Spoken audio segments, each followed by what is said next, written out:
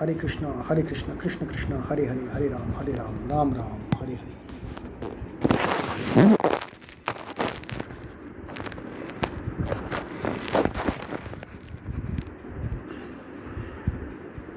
तो आइए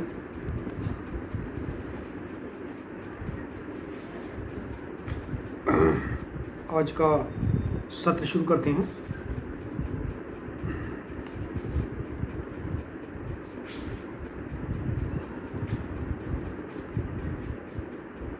सभी भक्तों को नमस्कार।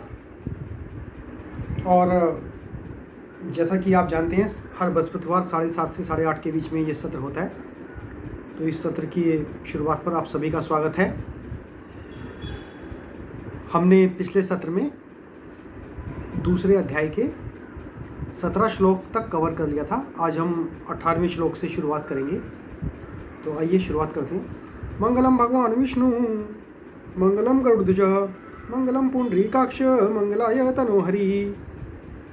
सभी देवी देवताओं, सृष्टि के पालनकर्ता की जय हो। सभी साधु संतों, गुरुओं की जय हो। ग्रंथराज श्रीमद् भगवद गीता की जय हो। अगले महीने 1 दिसंबर को, इतना शुभ है, एक एकादशी को गीता जयंती है और सोमवार है। उस दिन भी हमने एक गीता सार का एक आयोजन किया है 7:30 से 8:30 तक, और उम्मीद है आप सब लोग जुड़िए उसमें। तो शुरुआत करते हैं श्लोक नंबर 18 से। अभी तक आपने देखा होगा कि कृष्ण और अर्जुन के संवाद में आत्मा के जो ट्रेट्स हैं, आत्मा के जो गुण हैं, उनके ऊपर चर्चा हो रही है। और कृष्ण भगवान श्री अर्जुन को समझाने की चेष्टा कर रहे हैं आत्मा के नित्य होने के बारे में, अविनाशी होने के बारे में। तो इस अध्याय में, आगे के श्लोकों में आत्मा के गुण धर्म, कैरेक्टरिस्टिक्स, वो कुछ पता चलेंगे। तो आइए शुरुआत करते हैं। तो पहली गीता मैंने ली है श्रीमद् भगवद गीता यथारूप, श्री ए.सी. वेदांत भक्तिवेदांत स्वामी प्रभुपाद जी की, जो इस्कॉन के संस्थापक आचार्य हैं। अंतवंत इमे देहा नित्यस्योक्ता शरीरिणः अनाशिनो अप्रमेयस्य तस्मात् युध्यस्व भारत। अंतवंत, अंतवंत मतलब नाशवान। इमे, ये सब, देहा भौतिक शरीर, नित्यस्य नित्य स्वरूप, उक्ता कहे जाते हैं, शरीरिणः देहधारी जीव का, अनाशिन कभी नाश न होने वाले, अप्रमेयस्य जिसको माप नहीं सकते, जिसको स्केलिंग में मेजर नहीं कर सकते, तस्मात् अतः युद्धस्व युद्ध करो भारत, हे भरतवंशी। तो ये भरतवंशी हैं जो पांडव हैं। तो इसका अर्थ क्या है श्लोक का? अविनाशी, अप्रमेय तथा शाश्वत जीव के भौतिक शरीर का अंत अवश्यम भावी है, अतः हे भरतवंशी युद्ध करो। और अभी कृष्ण भगवान ने 3 शब्दों के द्वारा आत्मा के गुण धर्म बताए हैं। अविनाशी, जिसका विनाश नहीं हो सकता, जो मिट नहीं सकता, जो कट नहीं सकता। अप्रमेय, जिसको मेजर नहीं कर सकते। मेजर मैंने पिछली बार बताया था कि आत्मा का साइज क्या है। तो आत्मा इतनी छोटी है, इतनी सूक्ष्म है कि उसका और ज़्यादा विभाजन संभव नहीं है। जैसे बताया था, बाल का जो अगला भाग होता है किसी के बाल का, उसका भी 10,000वां भाग आत्मा के साइज का बताया गया है। तो अप्रमेय, तो ना तो उसे नष्ट कर सकते, ना उसे काट सकते, ना उसे माप सकते। और शाश्वत, eternal, which remains for ever. और इन 3 गुण धर्म बताने के बाद कहा है कि भौतिक शरीर स्वभाव से नाशवान है। यहाँ पर इसको अंतवंता मतलब नाशवान, अंत जिसका अंत होने वाला है, वो शरीर है भौतिक शरीर, मेटलिस्टिक थिंग्स। और जो इस पृथ्वी पर आया है वो नष्ट जरूर होगा, चाहे वो इंसान हो चाहे वस्तु हो। जो आया है वो जाएगा जरूर। और ये परिवर्तन का चक्र हजारों लाखों साल से ऐसे ही चलता आया है और ऐसे ही चलता रहेगा। यह तत्क्षण नष्ट हो सकता है और 100 वर्ष बाद भी। अभी कोई आपने देखा होगा, काफ़ी सारे किस्से ऐसे आते हैं कि जिस दिन पैदा हुआ उस दिन कोई बालक की मृत्यु हो जाती है, शिशु की मृत्यु हो जाती है। और ऐसे वृद्ध भी देखे होंगे जो 100 साल से भी ज़्यादा समय तक जिंदा हैं। तो भौतिक शरीर स्वभाव से नाशवान है, लेकिन इसमें जो टाइम पीरियड है वो अलग अलग हो सकता है।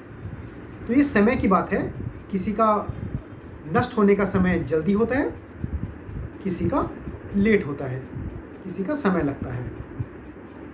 इसे अनंत काल तक बनाए रखने की कोई संभावना नहीं है, लेकिन जल्दी जाए या लेट जाए नष्ट तो होना ही है। किंतु आत्मा इतना सूक्ष्म है कि इसे शत्रु भी देख नहीं सकता, मारना तो दूर रहा। जैसे मैंने बताया आपको कि बाल के डॉट जितना बाल का अग्र हिस्सा होता है, उसका भी 1/10,000th पार्ट, 10,000वां हिस्सा, उसे इलेक्ट्रॉन माइक्रोस्कोप लगाओ, उस बहुत ही ज़्यादा सूक्ष्म माइक्रोस्कोप को देखने वाला माइक्रोस्कोप भी लगाओ, उसे देखना भी मुश्किल है। यह इतना छोटा है कि कोई इसको नाप भी नहीं सकता है। अतः दोनों ही दृष्टि से शोक का कोई कारण नहीं है, क्योंकि जीव जिस रूप में है न तो उसे मारा जा सकता है और नए शरीर को कुछ समय तक या स्थायी रूप से बचाया जा सकता है। अभी जीव के बारे में बताया है कि जो शरीर हमें मिला है वो आज नहीं तो कल नहीं तो परसों, सिर्फ समय की बात है, नष्ट तो होगा ही। तो जो शरीर नष्ट होने वाला है उसके लिए क्या शोक करना। पूर्ण आत्मा के सूक्ष्म कण अपने कर्म के अनुसार ही यह शरीर धारण करते हैं। तो पूर्ण आत्मा किसके बारे में कहा गया है? भगवान कृष्ण के बारे में, परमात्मा के बारे में। तो परम जो पूर्ण आत्मा के उसके कुछ कण, सूक्ष्म कण अपने कर्म के अनुसार ही यह शरीर धारण करते हैं। तो अभी सारा दारोमदार कर्म पर आ गया है। It is not about how much you earn, it is not about how much you have. इसके बाद में कौन सा शरीर धारण में आप करेंगे, ये आप कितने धनवान हैं या कितना बड़ा घर है या कितने ऊंची पोजीशन पे है, इससे निर्धारण नहीं होता। यह निर्धारण अच्छे कर्म के बलबूते पर होता है, उसके आधार पर ही होता है। तो अच्छे कर्म ही आगे जाएंगे, और अच्छे कर्म करने के लिए कोई पैसे, धन या प्रॉपर्टी या बड़ा पद की कोई आवश्यकता नहीं महसूस होती। एक गरीब से गरीब आदमी भी अच्छा कर्म कर सकता है, अच्छा सोच सकता है, अच्छी भावना रख सकता है। और एक अमीर से अमीर व्यक्ति, राजाओं का राजा भी एक दुर्भावना रख सकता है। अतः धार्मिक नियमों का पालन करना चाहिए। तो जो धर्म के साथ चलेगा, धार्मिक नियमों का पालन करेगा, वो अपने कर्मों को शुद्ध करता जाएगा और अपने आगे के शरीर का निर्धारण करेगा। वेदांत सूत्र में जीव को प्रकाश बताया गया है, क्योंकि वह परम प्रकाश का अंश है। जिस प्रकार सूर्य का प्रकाश सारे ब्रह्मांड को प्रकाशमान करता है, पोषण करता है, उसी प्रकार आत्मा के प्रकाश से इस भौतिक देह का पोषण होता है। अब आप अनुमान कीजिए कि जो बाल के 10,000वें हिस्से के बराबर है, उसी छोटी सी सूक्ष्म आत्मा से पूरे शरीर को एनर्जी मिलती है, पूरे शरीर को जो पोषण मिलता है उसी आत्मा से है। जैसे ही आत्मा इस भौतिक शरीर से बाहर निकल जाती है, शरीर सड़ने लगता है। अतः आत्मा ही शरीर का पोषक है। शरीर अपने आत्मा में महत्वहीन है, इसलिए अर्जुन को उपदेश दिया गया कि वह युद्ध करे और भौतिक शारीरिक कारणों से धर्म की बलि न होने दे। तो इसमें कहा गया है कि उस ऐसे शरीरों की, ऐसे रिश्तों की क्या परवाह करना जो नाशवान हैं, जो पहले भी नहीं थे, आपके जन्म से पहले भी नहीं थे, आपके जन्म के बाद भी नहीं रहेंगे। ये अब सिर्फ कुछ समय के लिए ये आपके मामा, ताऊ, चाचा, दादा, पितामह सब बने हैं, बट ये सब नाशवान हैं। शरीर सड़ने लगता है। शरीर सड़ने कब लगता है? जब इंसान की मृत्यु हो जाती है। ऐसा क्या अचानक होता है कि जब तक आत्मा शरीर में रहती है सब लोग हमें नमस्कार करते हैं, हम दूसरों को नमस्कार करते हैं, हमारा पद, गरिमा, मान, हमारा नाम सब जगह चलता है, सालों तक चलता है। लेकिन जैसे ही आत्मा उस शरीर को छोड़ती है, उस आत्मा, उस शरीर के सगे संबंधी कहते हैं जल्दी शरीर को बाहर लेकर जाओ, सड़ रहा है शरीर, सड़ जाएगा, जल्दी जलाइए। तो ये ऐसी क्या जादू, ऐसा क्या माया है कि जब तक आत्मा थी तभी तक उस शरीर की वैल्यू थी।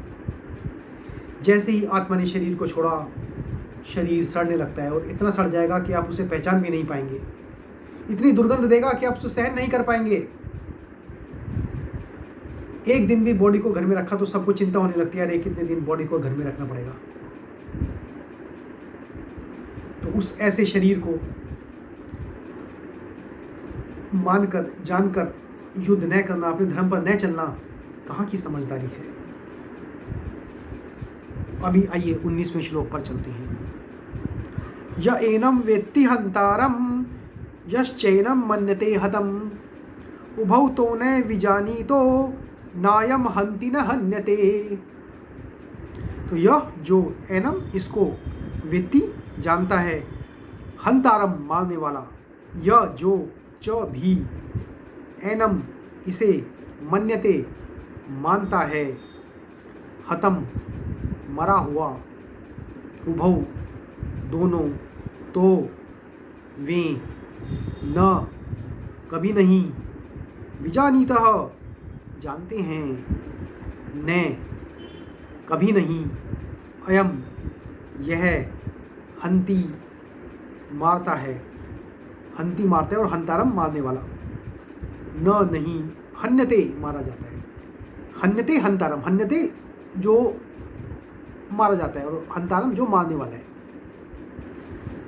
तो इसमें दो शब्द जो यूज़ किए हैं, प्रयोग किए हैं, उनका बहुत गहरा मतलब है। तो ये क्या कहते हैं? जो इस जीवात्मा को, मतलब जीव की आत्मा, जीव के सब, हम सब जीव हैं, जो इस जीवात्मा को मारने वाला समझता है तथा जो इसे मरा हुआ समझता है, वे दोनों ही अज्ञानी हैं। क्योंकि आत्मा न तो मारता है और न मारा जाता है, और आत्मा न तो मारती है या न मारी जाती है, जिसको भी आप प्रोनाउंसिएशन करें। इसका बहुत गहन अध्ययन, इसका बहुत गहरी चर्चा क्या है कि किसी को लगता है कि ये आत्मा मार देती है किसी को, या कोई आत्मा को मार देता है। ये दोनों ही नासमझ हैं। आत्मा को न मारता है, न कोई मार सकता है और न मारा जाता है।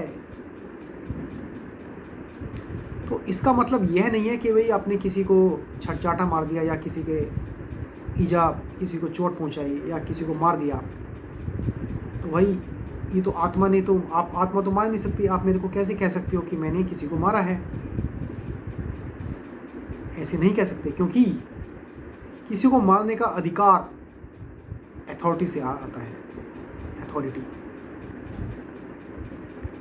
यदि सरकार अथॉरिटी देती है, पुलिस को पुलिस ही पकड़ सकती है, चोर को पुलिस ही एनकाउंटर कर सकती है, हर कोई इंसान, नागरिक एनकाउंटर नहीं कर सकता। आर्मी को अथॉरिटी है, बाय वर्च्यू ऑफ अथॉरिटी।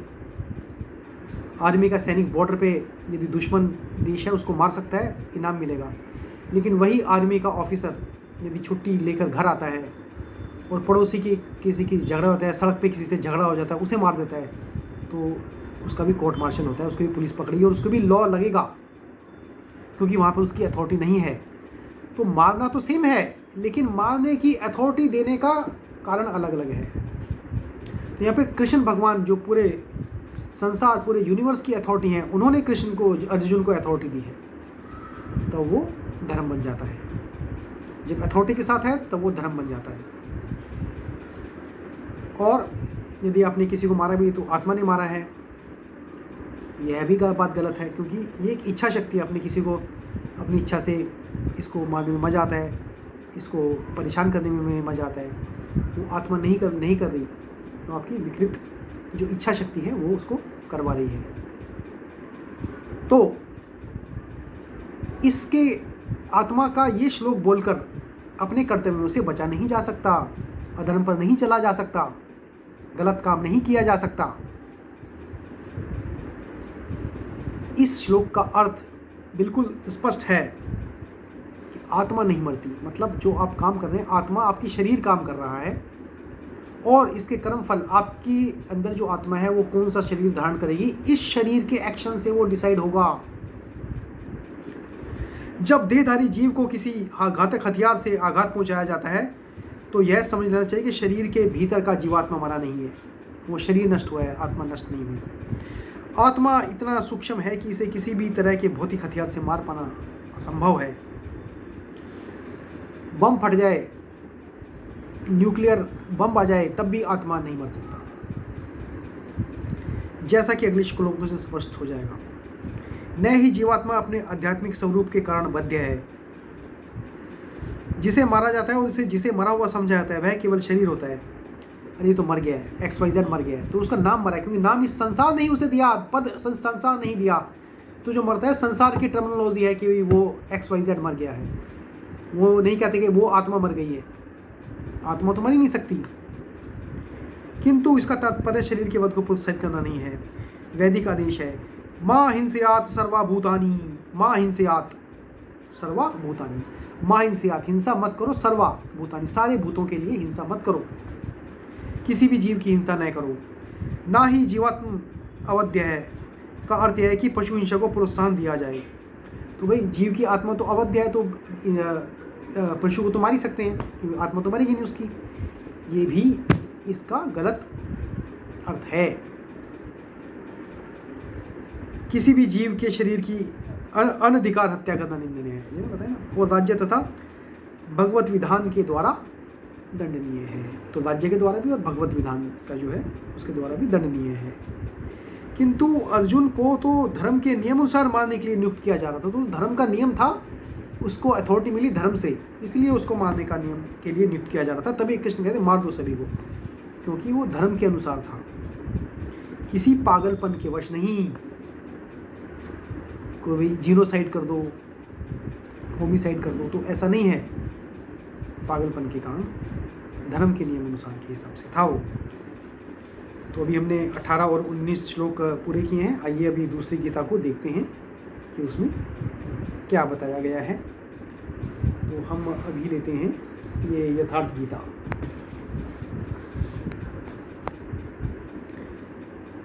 स्वामी अड़गड़ानंद स्वामी जी की ये गीता है, जिसे परमहंस स्वामी अड़गड़ानंद जी का ट्रस्ट है अंधेरी ईस्ट में, बॉम्बे में, वहाँ से ये गीता मुझे मिली है। तो आइए इस देखते हैं इसमें स्वामी जी ने क्या लिखा है।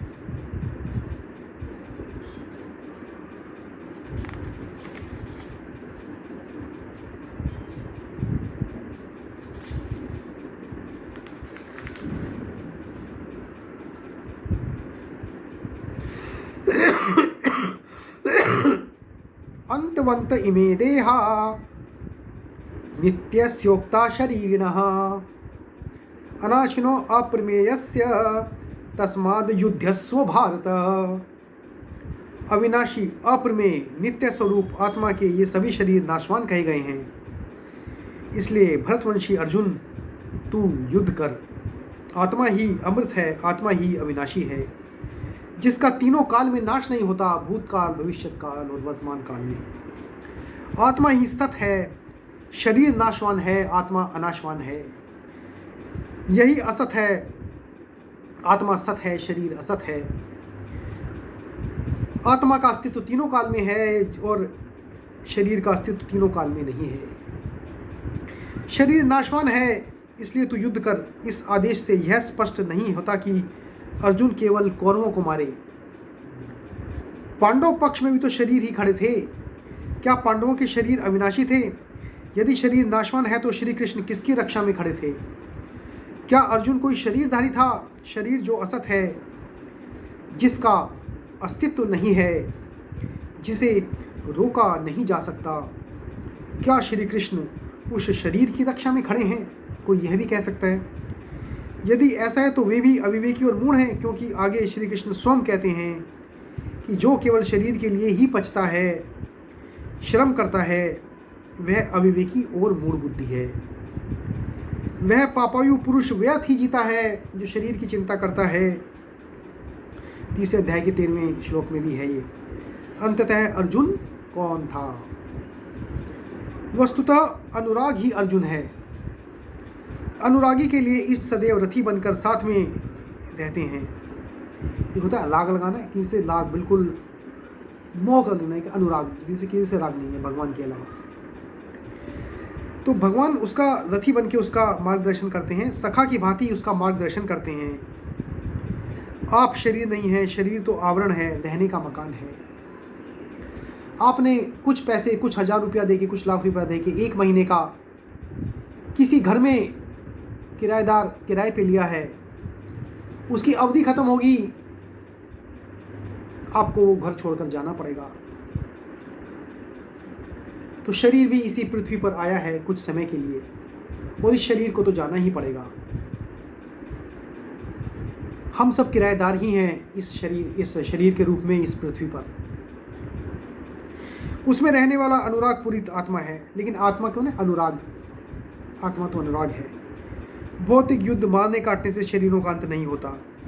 यह शरीर छूटेगा तो आत्मा दूसरा शरीर धारण कर लेगा, चाहे मनुष्य योनि का या किसी और योनि का, लेकिन शरीर तो दूसरा धारण करेगा। और इसका कौन सा शरीर धारण करेगा वो अपने कर्म फल पर आधारित है। इसी संदर्भ में श्री कृष्ण कह रहे हैं कि जिस प्रकार बाल्यावस्था से युवा या वृद्धावस्था आती है, उसी प्रकार देहांतर की प्राप्ति होती है। तो युवावस्था, बाल्यावस्था, युवावस्था, वृद्धावस्था और देहांत, देह का अंत होता है। शरीर काटेंगे तो जीवात्मा नया वस्त्र बदल लेगा। तो जीवात्मा को तो कुछ फर्क ही नहीं पड़ता, वो इस शरीर को छोड़कर दूसरा शरीर धारण कर लेगी।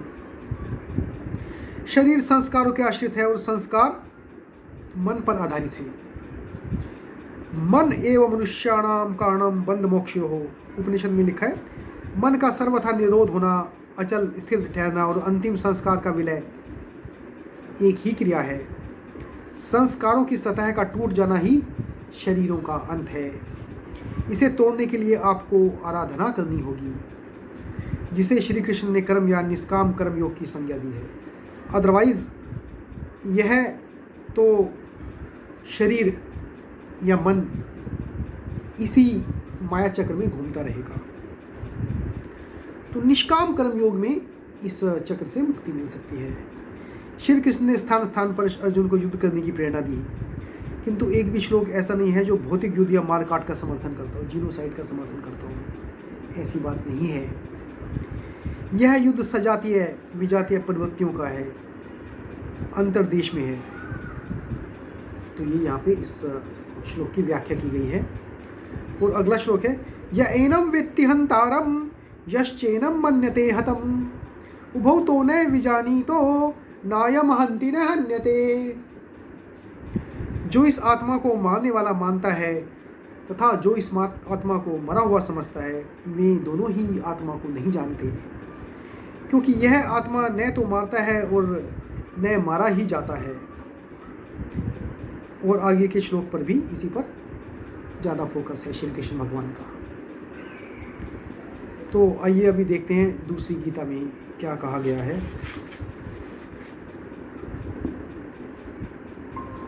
मैं अभी ये ज्ञानेश्वरी गीता का आपको बताता हूँ, इस वाले श्लोक का। तो अभी तक जो कृष्ण ने आत्मा की जो गुण धर्म के बारे में अभी बताया है, उसी के बारे में और डीप में कृष्ण भगवान उसको समझाने की कोशिश करते हैं। अंतवंता इमे देहा नित्योस्योक्ता शरीरिणः अनाशिनो अप्रमेयस्य तस्मात् युद्धस्य भारत। हे पांडु कुमार अर्जुन, अब तुम भली भांति समझ लो कि ये सब शरीर स्वाभाविक रूप से नष्ट होने वाले हैं, इसलिए तुम सब प्रकार से शंका रहित होकर युद्ध करो। तो ये उन्होंने बताया है। और आगे क्या बताया, या एनम वेत्ति हंतारम यश्चेनम मन्यते हतम उभौ तो न विजानीतो नायम हंति न हन्यते। तो तुम केवल इस देह का अभिमान करके और इस देह पर ही दृष्टि रखकर यह कहते हो कि मैं ही मारने वाला हूँ और ये सब लोग मरने वाले हैं। तो जो जिनको लगता है कि शरीर को मारकर लगता है कि आत्मा को मार दिया या किसी इंसान को मारा तो उसे मार दिया, तो शरीर ही मरता है, आत्मा नहीं मरती है। किंतु हे पार्थ, अभी तक यह तथ्य तुम अच्छी तरह से जान नहीं पाए हो कि यदि सत्य और असत्य के विषय में सोचा जाए तो न तो तुम इन लोगों को मारने वाले ही हो और न ये लोग मारे जाने वाले ही हैं। ऐसा क्यों कहा? क्योंकि जैसे जीवात्मा है, जीव के आत्मा एक बहुत ही सूक्ष्म रूप है पूर्ण आत्मा का।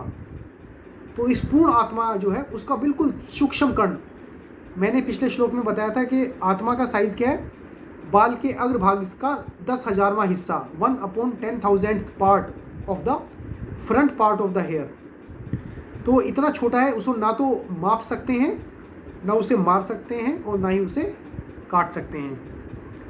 तो यदि लगता है कि इसे मार दिया, लोगों को मार दिया, वो एक संसार ने एक नाम दिया है, संसार ने एक पदवी दी है, तो उस पदवी का अंत होता है, उस शरीर का अंत होता है। वो आत्मा तो जाएगा, दूसरा शरीर बदल लेगा। हम किराए के मकान में जैसे जाते हैं, जैसे बताया मैंने आपको, एक मकान में किसी दूसरी सिटी में गए, कुछ टाइम के लिए किराए पे मकान लिया, फिर वो अवधि ख़त्म हुई तो दूसरा मकान लिया। ऐसे ही हर एक शरीर की अपनी अपनी अवधि है। किसी की कम अवधि के लिए आया है, कुछ इस संसार में कोई ज़्यादा अवधि के लिए आया है। कुछ लोग 100 साल से भी ज़्यादा भी लोग जी रहे हैं, तो इसका मतलब ये नहीं वो हमेशा जीते ही रहेंगे। जो इस पृथ्वी पे आया है वो मरेगा जरूर, वो जाएगा जरूर इस पृथ्वी से। इसका मतलब वो शरीर गया है, वो आत्मा तो वहीं पर है, आत्मा दूसरा शरीर ले रही है। तो ये इस 2 श्लोक का अर्थ बताया है। अब मैं इस चौथी गीता का बताता हूँ, जो शरुपल्ली राधाकृष्णन थे उन्होंने लिखी हैं।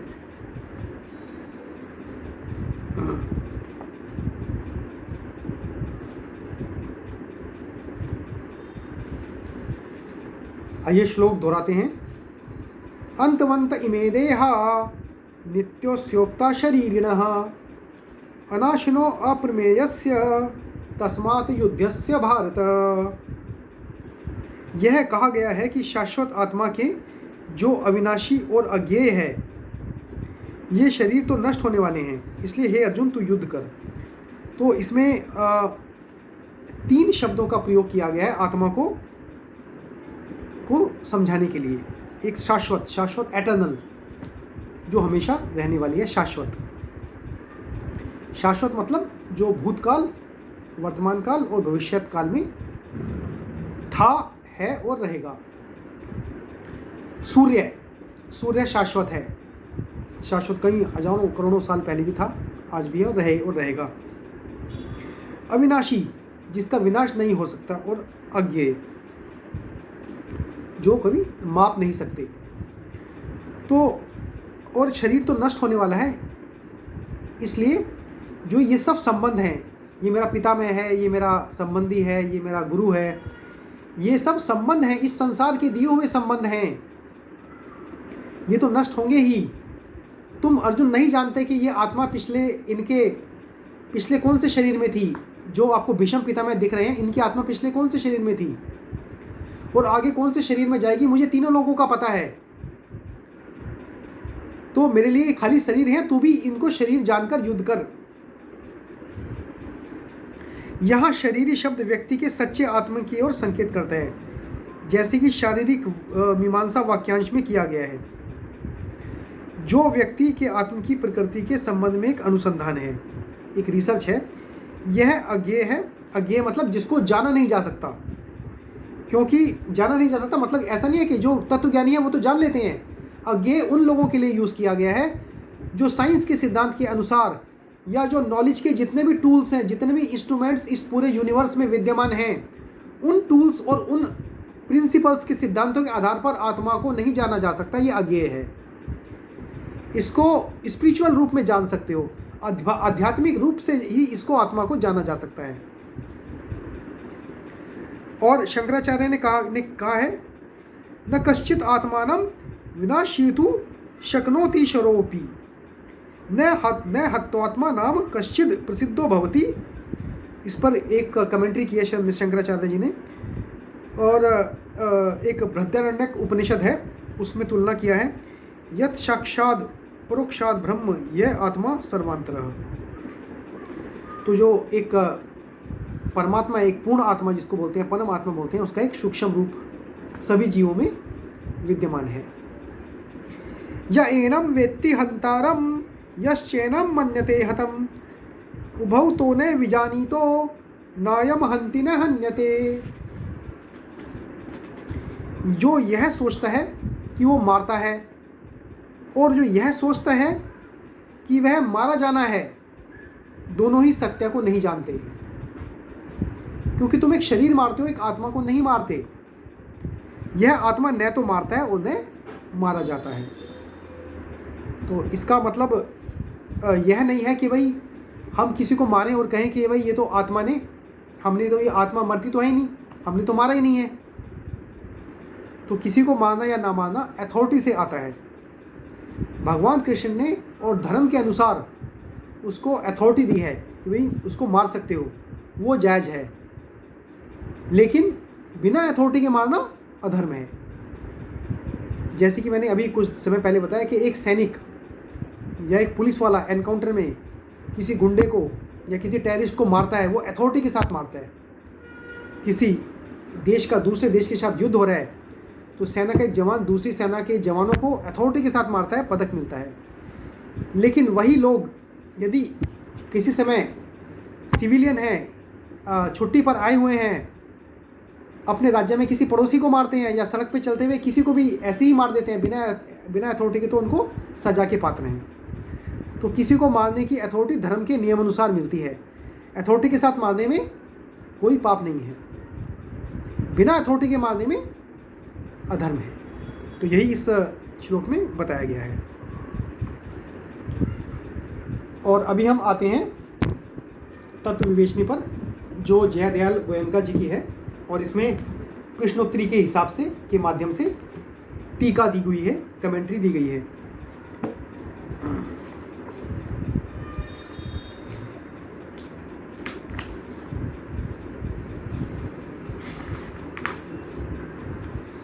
अंतवंता इमे देहा नित्यस्योक्ता शरीरिणः अनाशिनो अप्रमेयस्य तस्मात् युद्धस्य भारत। इस नाश रहित मतलब अंतवंता, नाशवन, नाश रहित, अप्रमेय